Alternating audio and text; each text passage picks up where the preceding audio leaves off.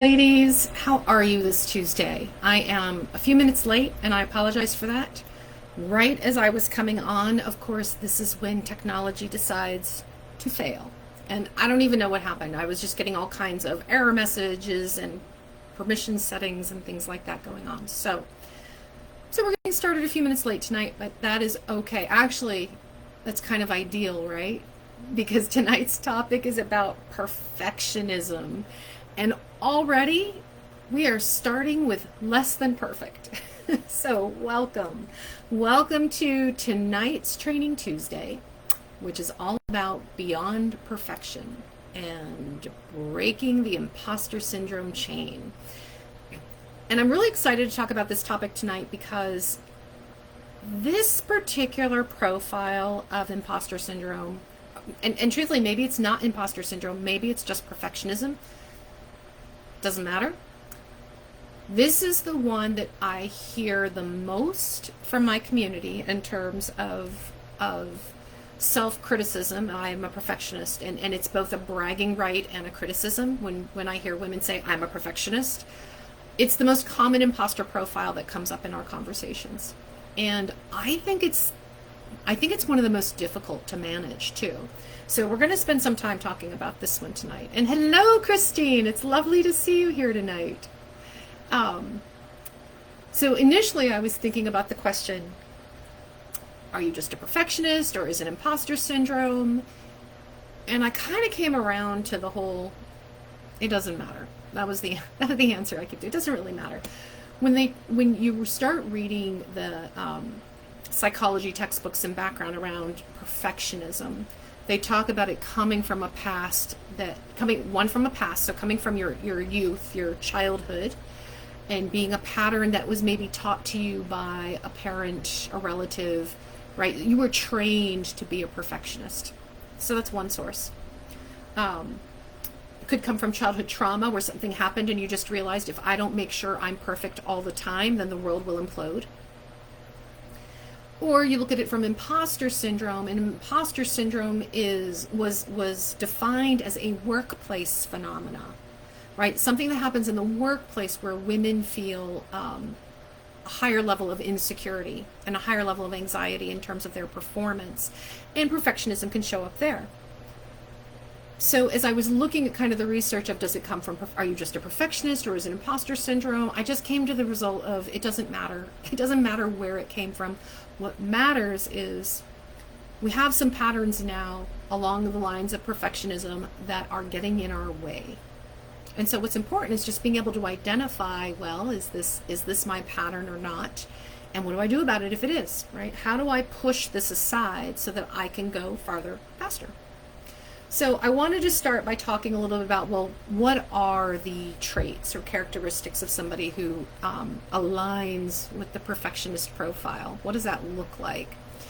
And then and then we'll dive into, okay, well, where does this come from and what do we do about it?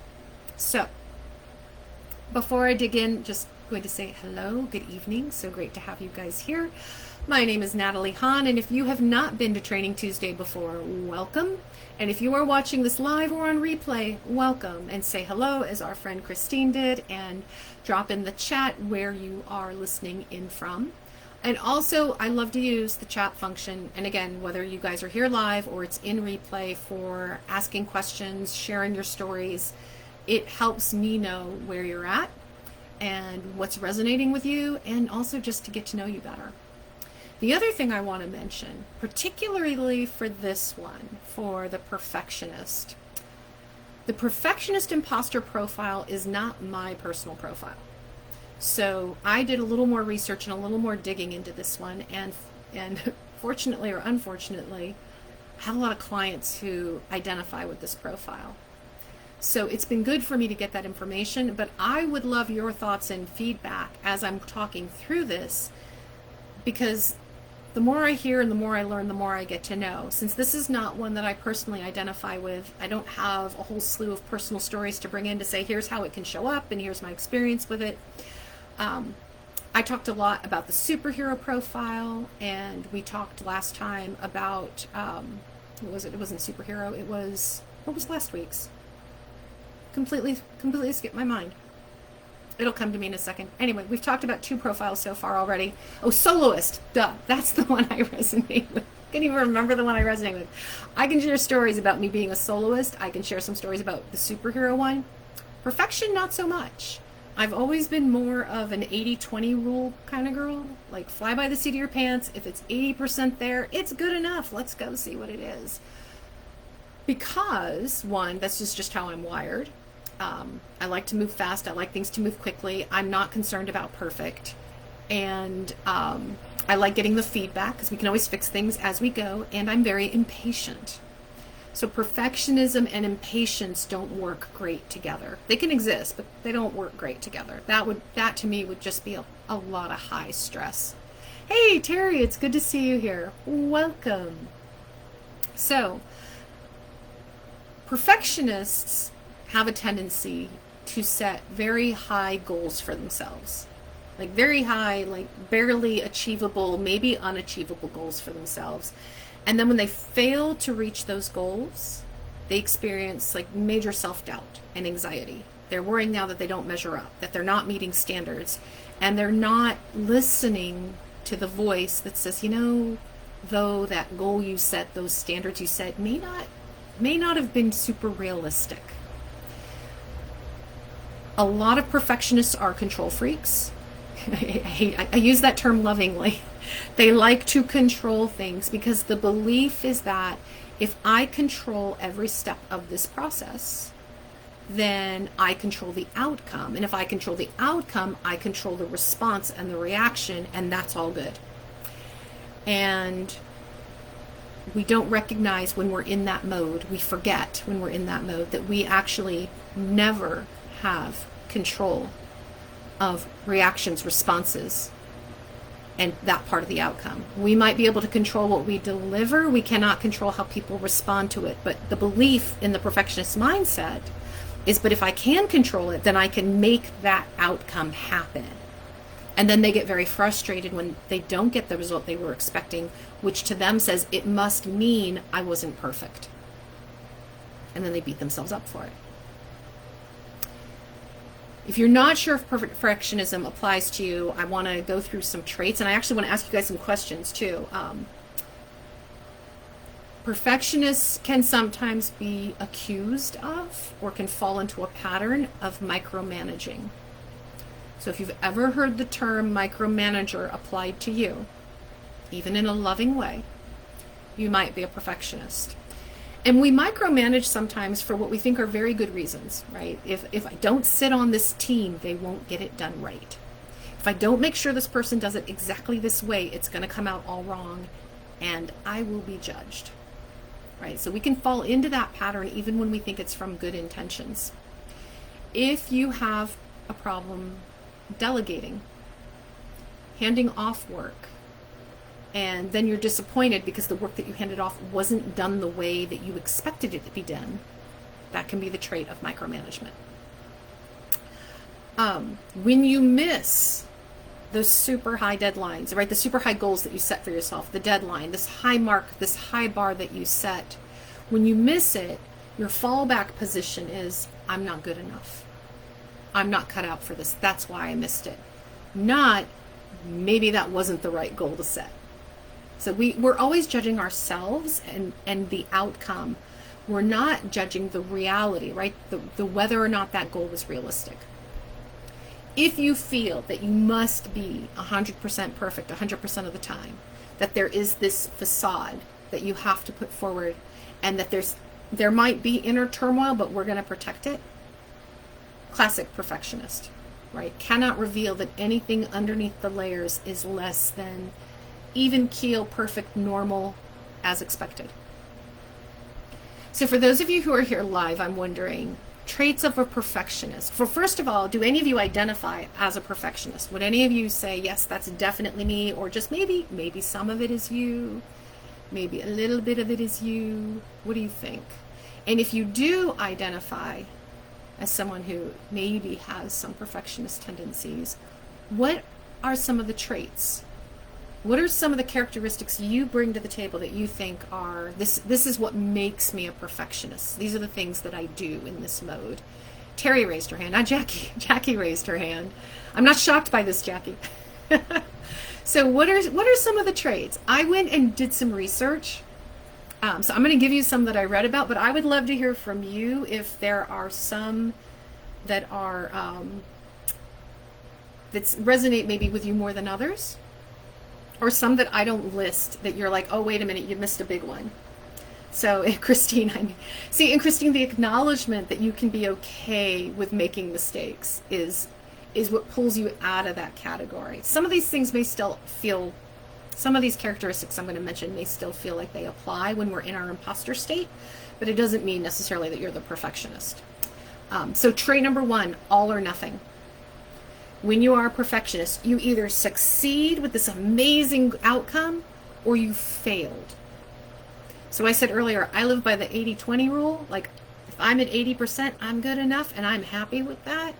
Not so for the perfectionist. If it is not 100% on target, on par, it's a failure. So perfectionists have a very black and white mindset. We've either won or we lost. There's no, we played a good game, right? There's no, well, we tried. That's trait number 1. Trait number 2, perfectionists are super critical of themselves. They are very critical of themselves. The challenge with this trait is it can bleed into being critical of others. And part of that is the frustration. Perfectionists hold themselves to such a high bar that they can be frustrated when they look around and go, nobody else is holding themselves to the standard. Why not? And that's part of the joy of being a high-performing person, right? A high-performing woman is someone who sets high goals and high standards and she goes after them. The perfectionist just takes it a little farther and then is very critical, right, when she doesn't hit that goal. And she can become very critical of others if she doesn't see them pushing themselves just as hard. Another trait, and this one I thought was really interesting and actually really important, I think, for every woman just to be aware of, whether it falls in perfectionism or not, which is perfectionists in particular are pushed by fear. They're pushed towards a goal, right? We've set a very high bar, and we're pushed towards that by the fear that if we fail, we'll be judged.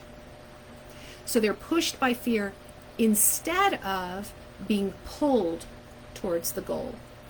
When we're pulled towards a goal, we are drawn to the success. We are drawn to, this could be an amazing thing if I could make this happen, right? We're drawn to the benefits of what hitting that goal would be, but we're leaning into it. And leaning into it is a very different thing than being pushed towards it because we're afraid of what happens if we fail. So pushed by fear rather than pulled towards a goal is a characteristic.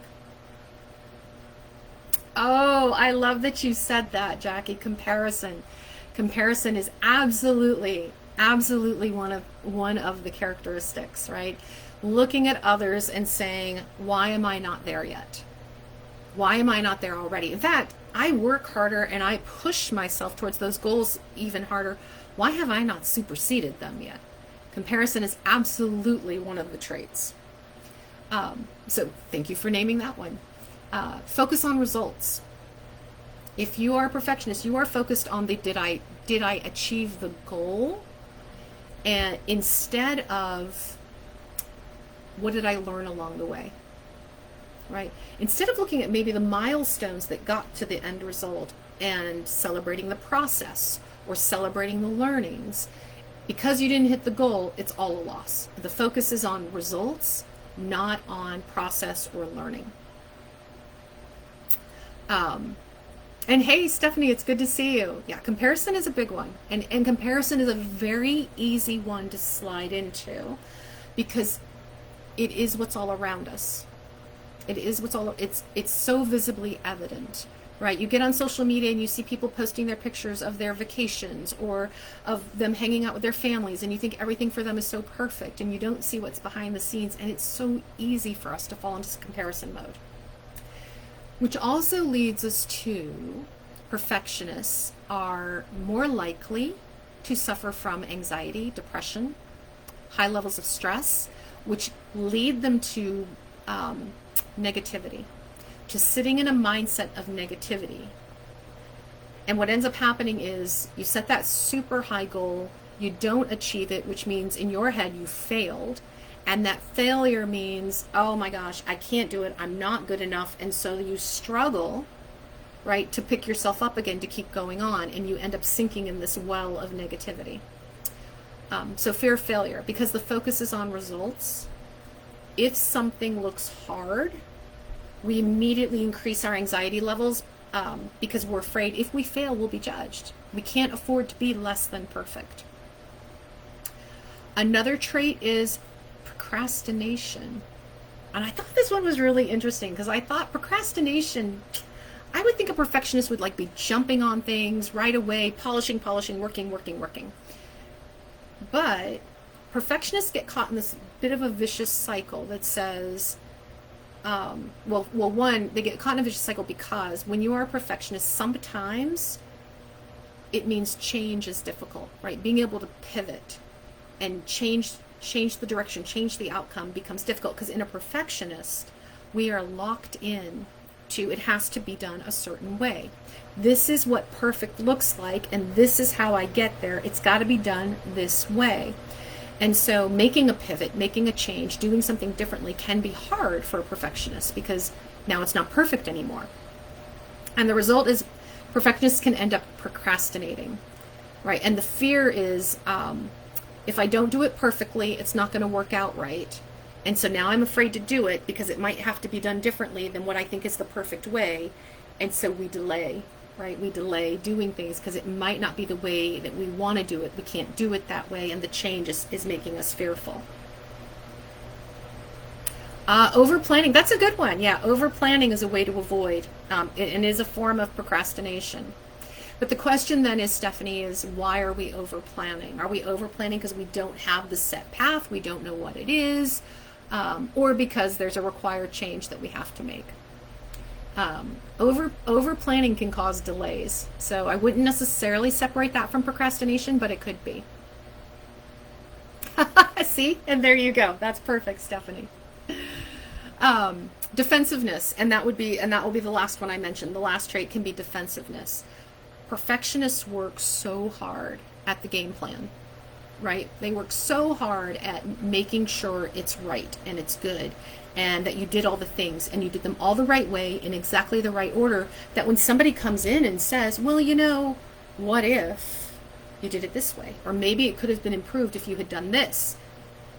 Very defensive. Don't want to hear it. I just put my blood, sweat, and tears in this thing. Don't you dare tell me that there's something else I could have or should have done. Don't want to hear it. So you guys have been talking, and I appreciate that. Those traits sound familiar to you? Some of these traits definitely sound familiar to you. So getting here, I want to just spend a second on how do we get here? And I mentioned this at the top of the hour, which is that getting here is often, these traits are something that have developed over time, right? It's a childhood pattern. It's from a parent, a teacher, a coach, right? Somewhere we've been put in a situation where we've been basically told if you don't do it exactly right, then you failed. And we've internalized that message. And the challenge is that we've internalized that message to equate it to our self-esteem. I am not a good person then if I don't do it perfectly. I am not a good employee if I don't do it perfectly. I'll never get promoted. I will never see success. I will never be accepted. I won't belong unless I'm doing it all exactly the right way.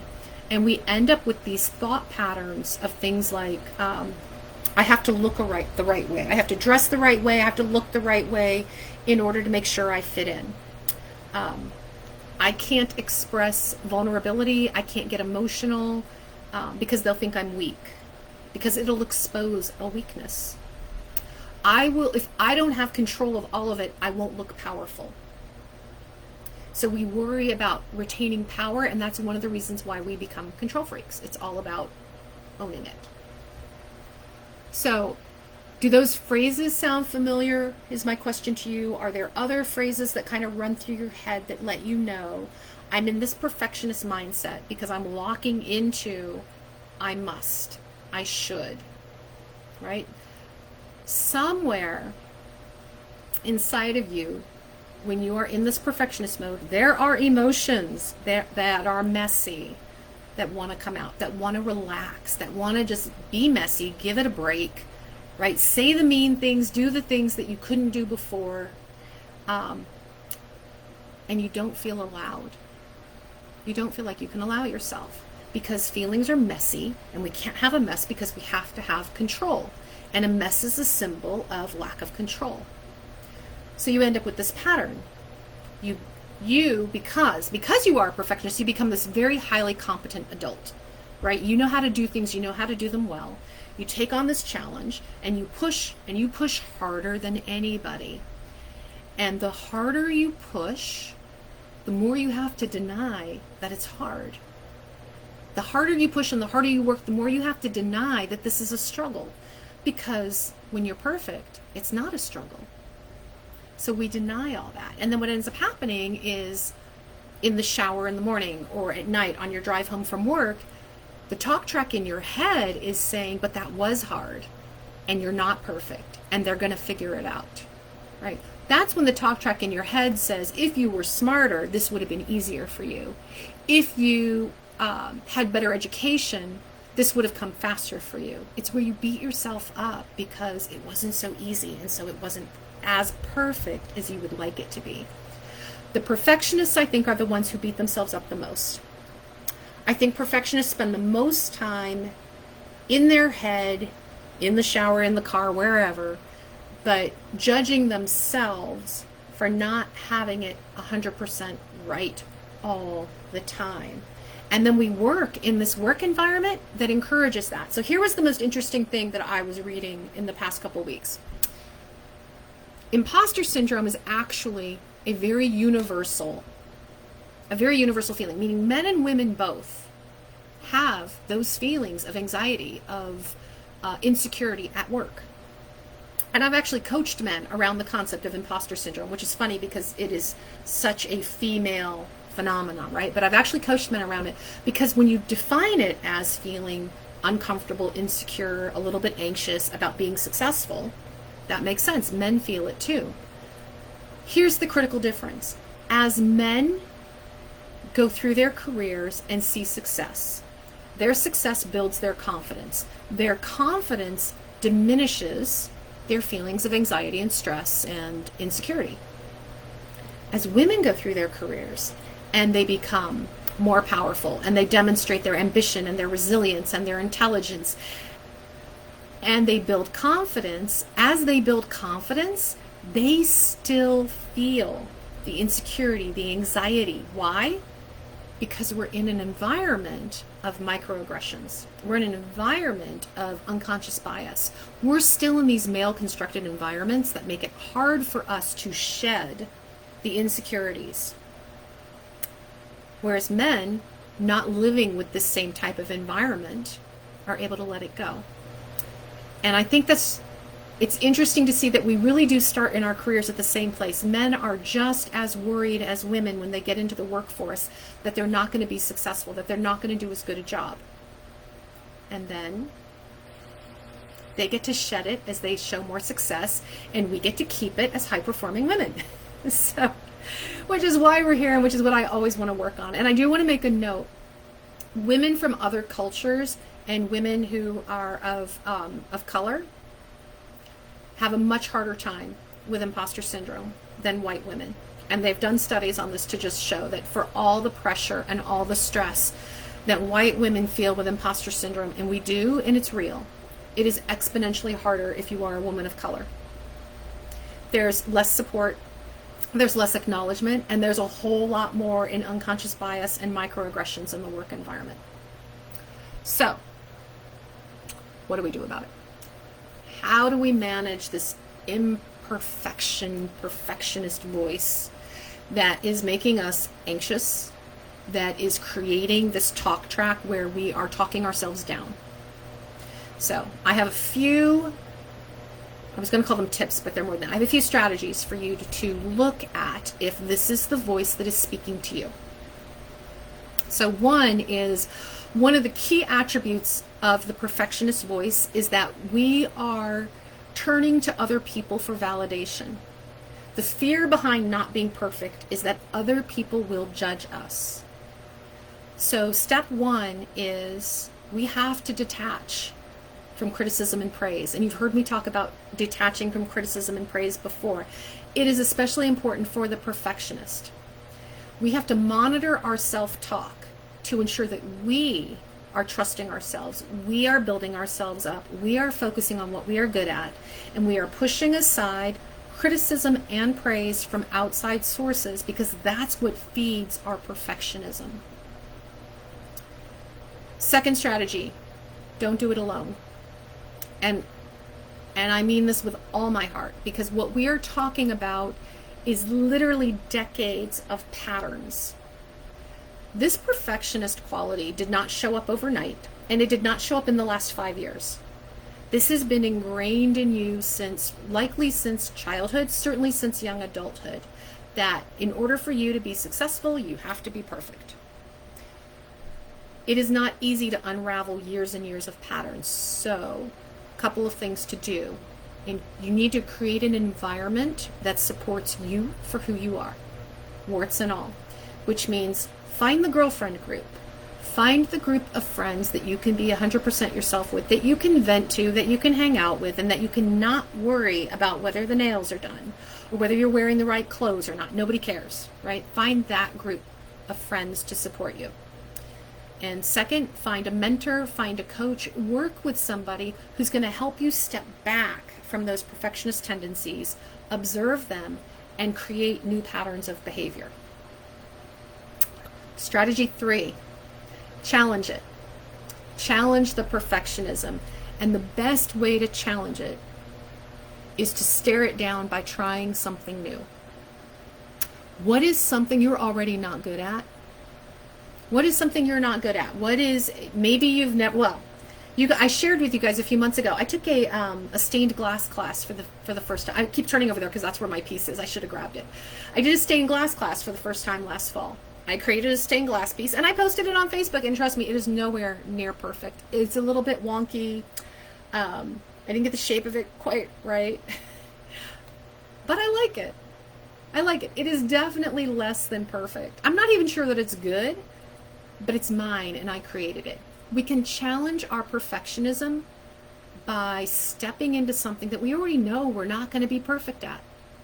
We already know we're not, maybe we won't fail, but we maybe won't succeed. My success was just I got through the class, I didn't lose a finger or cut myself too much on glass, and I got something done. Right? The measurement of success is learning, not the goal. So challenge your perfectionism by picking up a hobby, a task, a project, trying something new from the very beginning as a beginner, reverting back to beginner's mind, which is learning. And that's a mindset shift. The mindset shift is, I still have much to learn. I still have so much to learn, and accepting that.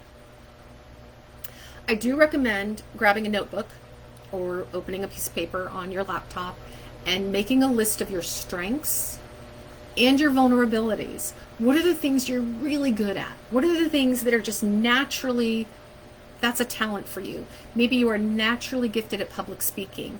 Maybe you are naturally talented at writing. Maybe you're a really good organizer and you know how to sift through the garbage and just get down to the bare bones. Whatever you are good at, whatever your strengths are, make a list. And then make a list of the things you're not so great at. Because the things you're not so great at are the things that you can work on improving if that's what you want to do.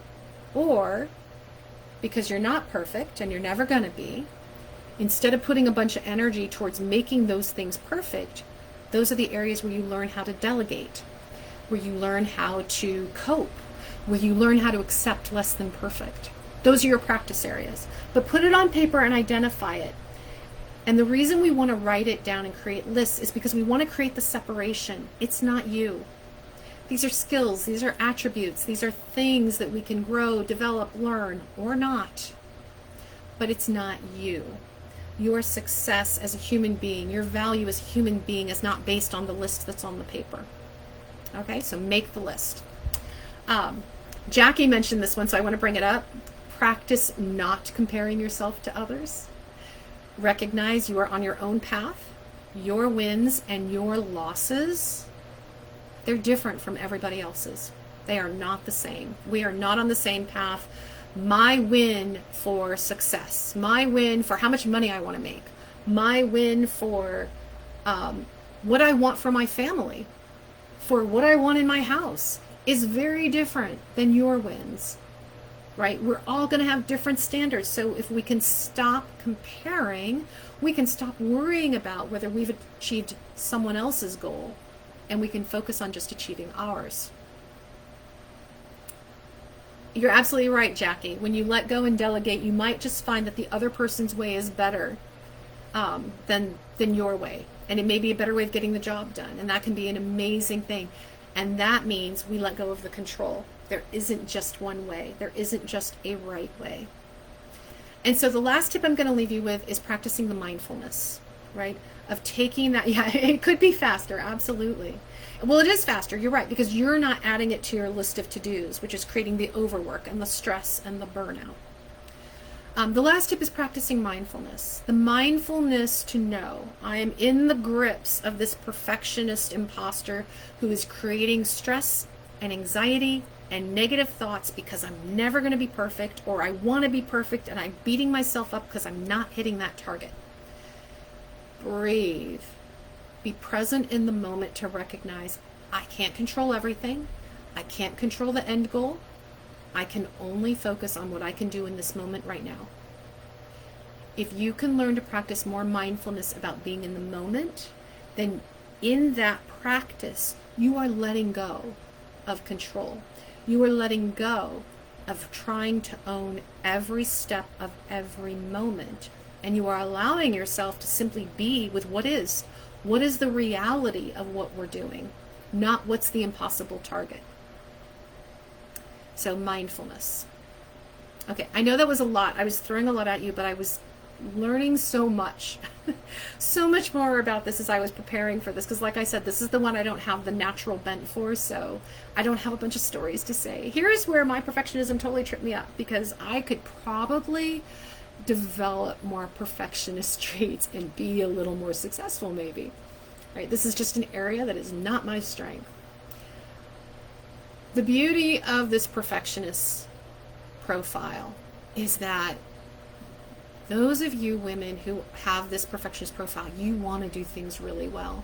You are true high performers because you push yourself to do things even better. And there is nothing wrong with that. There's nothing wrong with it as long as the impact isn't to the detriment of your stress and your health and your ability to say, I did everything I could and now the outcome is what it is. It's when we fall into that mode of trying to then control the reactions and the results and make sure that we can manage all the pieces of it that we drive ourselves insane. All right. That is Training Tuesday for tonight. Thank you for being with me for this, and my wish for you is that we move from perfectionism into power, that you take all the good traits about the attention to detail, about the desire to achieve, to succeed, to setting high goals and high standards, that we turn that into healthy drive for what we want to achieve and not into even more stress.